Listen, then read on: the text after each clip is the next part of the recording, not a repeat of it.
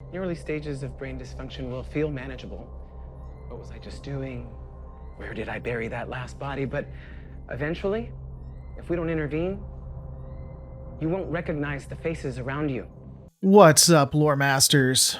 If I had to summarize the Star Trek Discovery episode, The Sanctuary, I'd do it by effectively saying, good character moments. In the end, the overall episode did very little for me. I wasn't all that inspired. However, it did have some times when the characters, the people, had great lines and where the acting was just superb. Among the great standouts, the best in my opinion would be the Doctor. If I had time, I'd poison your children. If I had time, I'd have children. Now, do you want my help or not? Tilly. Cobb? Which one of you is the captain? Try again, this time with the respect the rank deserves. And Saru. It doesn't surprise me that a Kelpian would frame everything in terms of enslavement. If memory serves, the Orions were once enslaved themselves.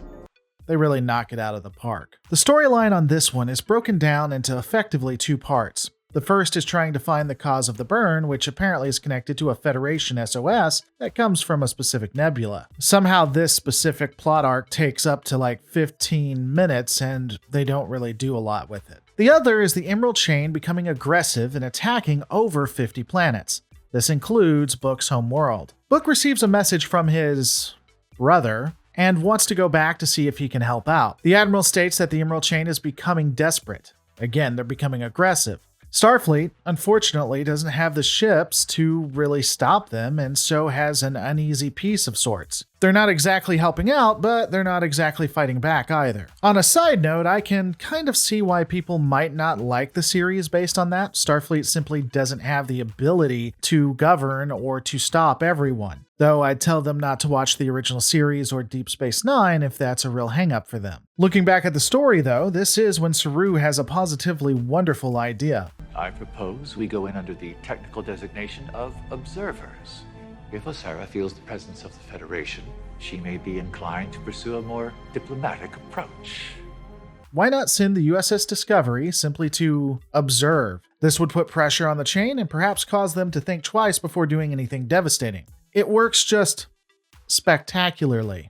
Anyway, they arrive and Book goes down to the planet. They talk about the most beautiful locusts anyone has ever seen, and after going through some family issues, the Emerald Chain shows up. The antagonist demands that Discovery gives up Ren, the Andorian from before, and when that fails, demands to have Book from the planet. When she doesn't get what she wants, she begins to attack the planet itself. More on Ren in a minute. Her attempts to either destroy all life on the planet, or at least give them a very bad day, is delayed due to a planetary defense system. Thank God Trek is finally making sense in that realm. Discovery doesn't get directly involved. However, there is a ship on Discovery that isn't connected to Starfleet, and there is a Starfleet pilot that will be severely reprimanded that uses it to attack the enemy vessel. The only misstep I would say in this part is when they've won and the ship is effectively disabled, Saru doesn't immediately speak up when the Federation is threatened. This was his chance to say that Starfleet wasn't connected, that it was a rogue pilot, and that that ship wasn't connected to Starfleet at all. That was the whole point of them doing this. It would have been pretty good diplomatically. So him sitting back while she stated that they were effectively at war was disappointing. And if he wasn't going to defend the point, or war was inevitable if they did anything, just use the Discovery. There were some side arcs that included both Georgiou and Adira. I wasn't all that impressed with Georgiou. It's apparent that she's going to die or something, setting up the next episode. There you go. When it comes to Adira and their request to become a they and them versus a she and her, it was normalized. There was a scene that was a bit contrived, but you can really just ignore it. I do think the way the crew handled the change was exactly how it should be. Adira effectively says, hey, I want to be referred to in X way, and the crew says, oh, okay. There's no pomp, no circumstance, no melodrama, just everybody keeps it moving and does as they requested. Everyone is better for the experience. I suppose people would get upset if I don't mention the use of empathy by Book and his brother and science to save the planet. This isn't anything we haven't seen in the original series or the Next Generation, so it's just standard fare for the franchise. They just have a bit better graphics. Honestly, I am sure there are multiple episodes where something like this can be referred to. I'm not really worried about it. It is a bit deus ex machina, but it's whatever. The most vital piece of the episode is when Rin states that the Emerald Chain is running out of dilithium. That's why he was so important, that's why they wanted him. This also would explain why the chain is becoming so erratic. I'm betting it'll play a likely role in the end of the season, if not into the next season. In fact, I'll call it right now. Starfleet is going to want to attack and cripple the Emerald Chain, while the crew of Discovery, and likely Burnham, will want a peaceful resolution. On one last note, something that was just intriguing to me, they do discuss other forms of travel because we know they exist. It's just, apparently they're very deadly. Quajon is 2 weeks away at full warp. Okay.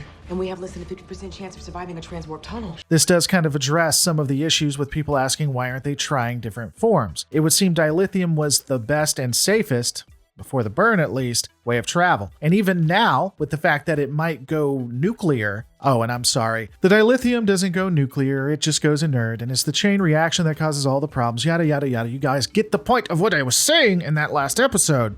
Anyway, there are other forms of travel, it's just apparently some of them have a 50% chance death rate, so you can understand why they still use tried and true. This episode was fine. It wasn't great, it wasn't horrible, it was okay. Though I will note one thing. I'm not sure if it's being done on purpose, but Michael is going out of her way to say that other people are saving the day. I don't know if that's on purpose or if it's a response to criticisms, but she has said, "You saved us, you did it," a lot. It's kind of interesting. As always, all of these are my opinions. What are yours? Don't forget to rate, comment, and subscribe, guys. I'll see you on the next Lore Reloaded. You're the only one who's ever stood up to her, correct? How'd you know that? I didn't. I guessed. But for what it's worth, I have the right co-pilot. If you face something, you can beat it. That is exactly what we're gonna do right now.